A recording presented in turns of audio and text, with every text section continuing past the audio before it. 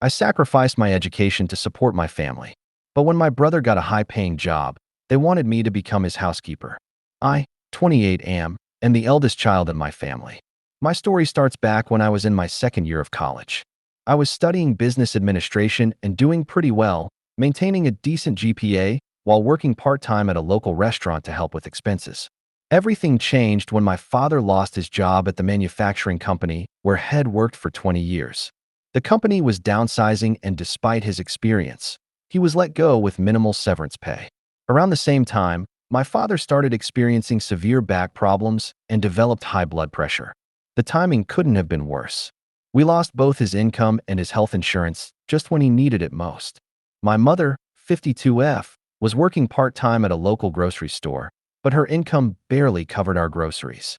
My younger brother, Jake, 24, was still in high school, and our grandmother, for F, had been living with us since grandfather passed away 5 years earlier. The financial strain was immediate and severe.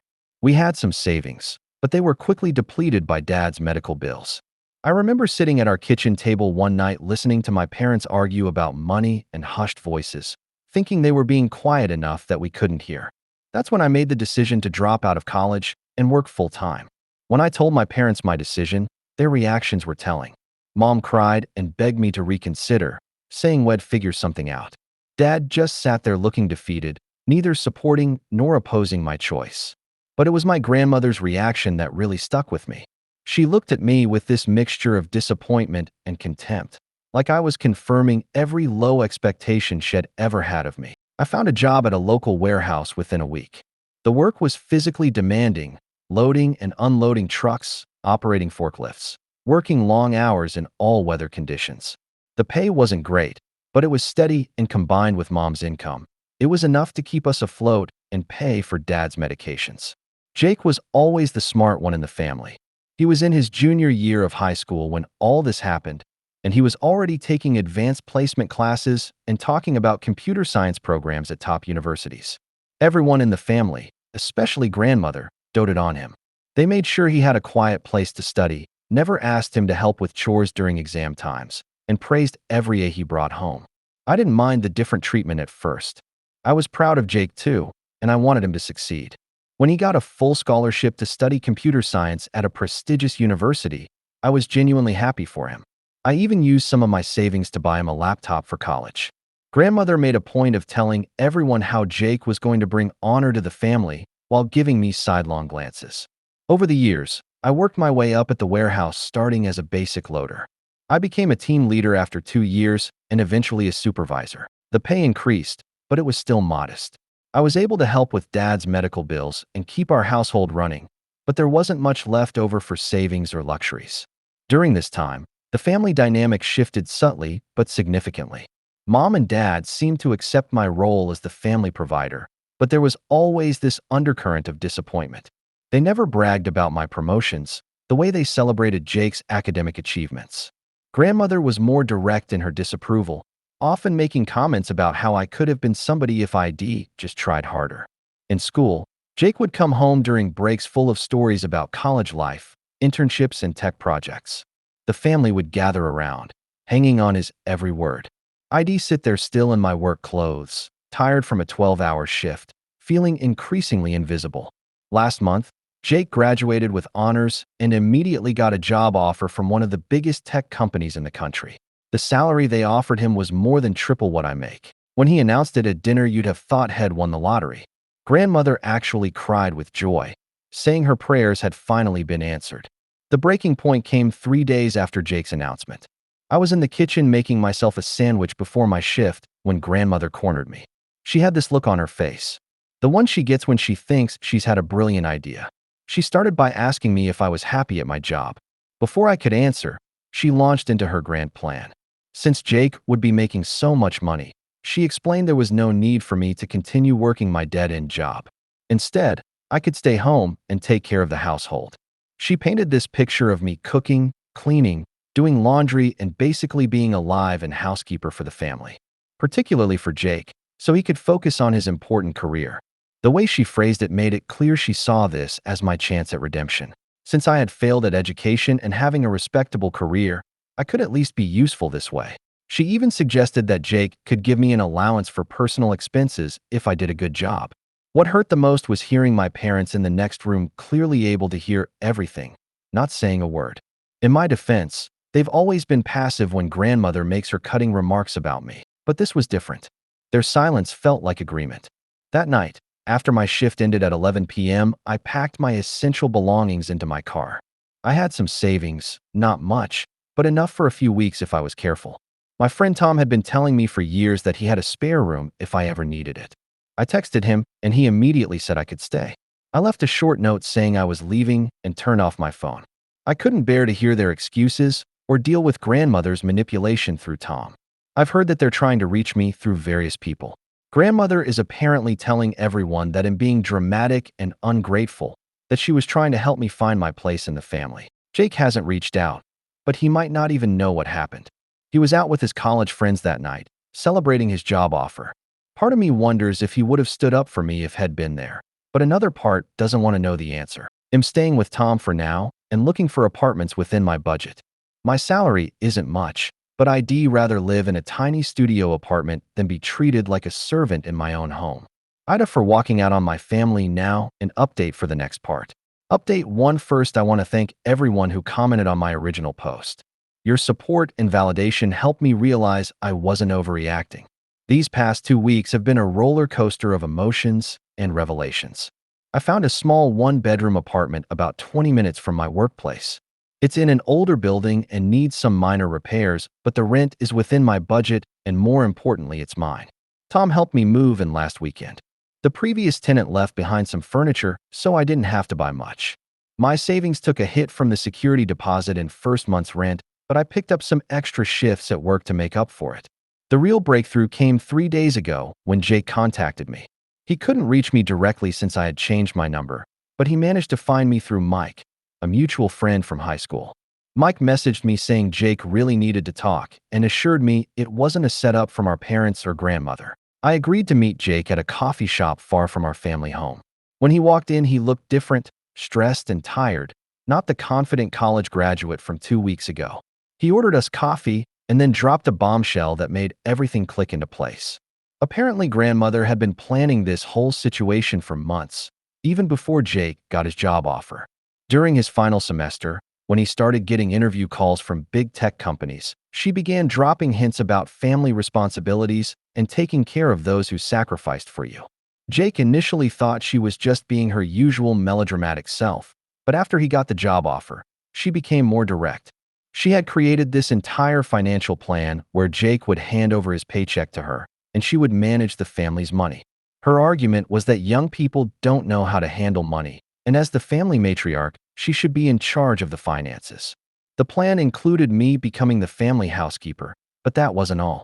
Jake revealed that grandmother had already started making arrangements.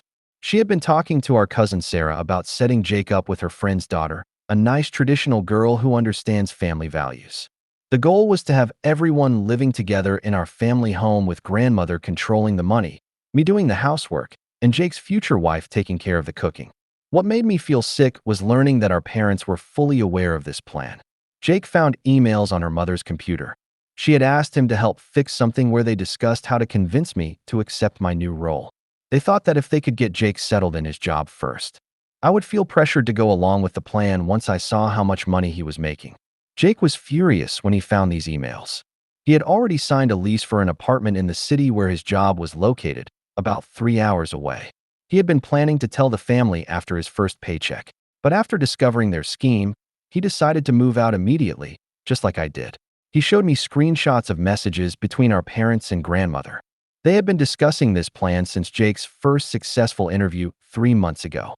There were detailed discussions about how to handle me with grandmother, suggesting they needed to break my independence so I would accept my natural place in the family hierarchy. The messages made me feel physically ill.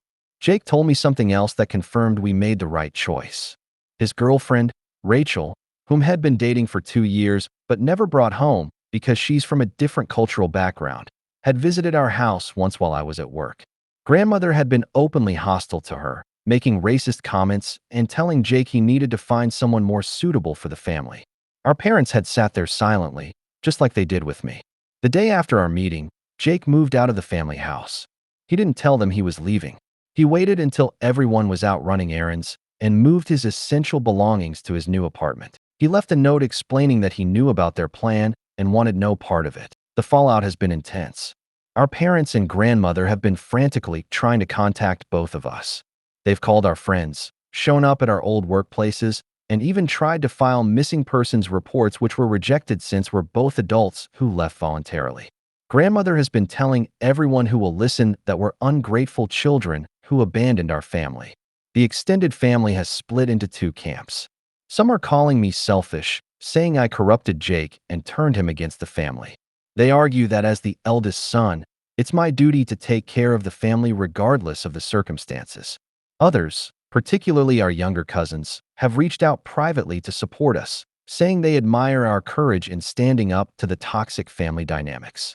One aunt even revealed that grandmother had tried something similar with her children years ago, which is why they moved to another state and only visit during major holidays. Jake and I have promised to stay in touch and support each other. He starts his new job next week, and Rachel is moving in with him once she finishes her current work contract. As for me, I'm focusing on settling into my new apartment and exploring opportunities for advancement at work. My supervisor mentioned there might be an operations manager position opening up soon. I know our parents and grandmother won't give up easily, but for the first time in years, I feel like I can breathe. I won't be manipulated into becoming anyone's servant, and I'm proud that Jake found the strength to break free, too. Update 2: I never expected my parents to show up at my workplace, but that's exactly what happened yesterday. I was walking to my car after my shift when I saw them standing in the parking lot. Dad was leaning heavily on his cane, looking much older and more frail than when I left. Mom was nervously glancing around, probably making sure I wouldn't slip away before they could talk to me. For a moment, I considered turning around and going back inside, but I knew they would just keep coming back if I avoided them. So I walked up to them, keeping my car keys in my hand as an escape route if needed. They started with what seemed like a rehearsed speech about how sorry they were. Mom had tears in her eyes as she talked about how much they missed both their sons. Dad mostly stared at the ground, occasionally nodding along. But as they continued talking, their true agenda became clear. Jake had completely cut contact with them. According to them, he changed his phone number, blocked them on all social media, and even set up mail forwarding so they couldn't trace his new address. He moved in with Rachel, his girlfriend, apparently now, and is thriving at his new job. But he hasn't sent them a single penny or even called to check on Dad's health. They finally admitted that grandmother's plan had been wrong. Mom tried to justify it by explaining how desperate their situation was. Dad's medical bills were piling up, and they were struggling to make monthly payments. They thought if Jake's income could support the family and I could take care of the house, everyone would benefit. Mom actually said, "We thought you would be happy not having to work such a demanding job anymore." That's when Dad spoke up for the first time. He said they had made mistakes in how they handled things, but they were trying to find a solution that would work for everyone. When I pointed out that they never considered what would work for me, he got defensive. He said, "Sometimes children need to make sacrifices for their parents, just like parents sacrifice for their children." Now an update for the next part. The real reason for their visit became clear when Mom started talking about reconciliation. They wanted me to come back home. Not just that, they wanted me to help convince Jake to come back too. Dad's health has deteriorated further, and they're struggling to manage basic household tasks. Grandmother has been having mobility issues and can't do as much around the house as before. Mom broke down crying when she described how lonely the house feels. She said they made a mistake in treating me poorly, but now they realized they needed both their sons. She even promised that grandmother would apologize, though notably grandmother wasn't there herself to make this promise. I listened to everything they had to say, then told them straight up that I wasn't interested. I explained that they had shown their true colors when they stood silently, while grandmother tried to turn me into a servant. Their silence had spoken volumes about how they really saw me not as a son who sacrificed his education to help the family, but as someone who could be manipulated and controlled. They got angry when they realized I wasn't going to give in. Mom started crying harder, saying she didn't understand how her sons could be so cruel after everything they had sacrificed for us. Dad's disappointment turned to anger, and he said I was being selfish and ungrateful. He brought up how they had allowed me to work instead of finishing college, as if that'd been a favor to me rather than a necessity for the family. I walked away while they were still talking, got in my car, and left. They tried to follow me in their car, but I lost them after a few turns. When I got home, I had several missed calls and messages from relatives suggesting they had planned this ambush well in advance. I texted Jake about their visit, wanting to warn him in case they tried the same thing with him. He called me immediately and told me they had already tried this with him last week. They had somehow found out where he worked and showed up there too. He had security escort them out and has since arranged to work from home most days. Jake also told me some news had been keeping quiet. He and Rachel are expecting their first child. They haven't told anyone in the family because they don't want grandmother trying to use the baby as leverage for reconciliation. He's planning to propose to Rachel soon and wants to get married before the baby arrives. I understand completely why he wants to keep our toxic family away from his new life. We both know that if we let them back in, they would try to control and manipulate us again, this time using Dad's health and grandmother's age as weapons. After everything that's happened, I'm more certain than ever that I made the right choice in walking away. My small apartment and modest job might not be impressive to them, but at least I'm free to live my life on my own terms. Update 3. It's amazing how much can change in half a year. My life feels completely different now in ways both big and small. The promotion I mentioned hoping for in my last update, I got it. I'm now the operations manager at the warehouse with a decent pay raise and better hours. It's still not anywhere close to what Jake makes, but it's enough for me to live comfortably and even start saving a little. I've been taking some online business management classes in the evenings. The irony isn't lost on me. I'm finally getting to study business administration just like I wanted to in college. It's slower this way, taking 1 or 2 classes at a time, but I'm actually enjoying learning at my own pace. My small apartment has become a real home. I bought some secondhand furniture, put up a few pictures, and even started growing some herbs on my tiny balcony. It's not much compared to our family house, but every piece of furniture, every decoration was chosen by me for me. There's something empowering about that. Jake invited me to his engagement party last month. It was a small celebration in the city where he lives, just close friends and Rachel's family. Rachel is about 4 months pregnant now, and they're planning a small wedding next month before she starts showing too much. I'm going to be his best man. Seeing Jake and Rachel together made me realize how right we were to leave. They're so happy, so natural together. Rachel's family has welcomed Jake with open arms. No conditions, no manipulation, just genuine acceptance and love.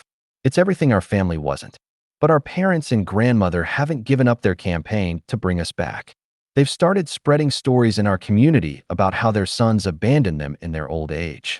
According to our cousin Sarah, grandmother has been telling everyone that Jake's success went to his head and that I was jealous of his achievements, which is why I poisoned him against the family. Some relatives have taken their side, especially the older ones who share grandmother's traditional views.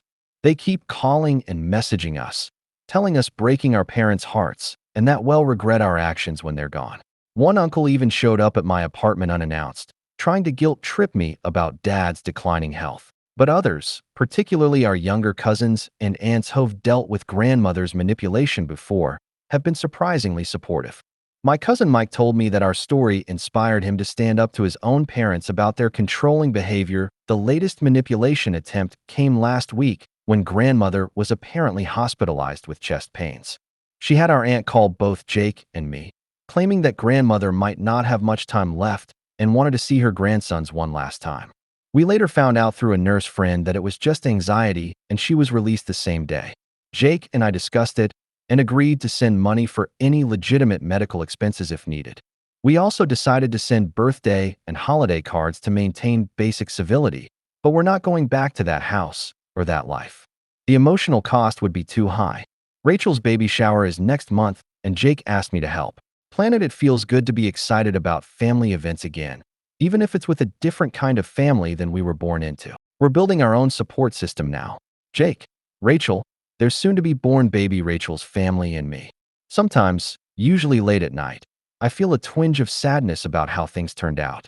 I think about the family we could have been if there had been less control and manipulation, more acceptance and support. But then I remember the person I was becoming in that house.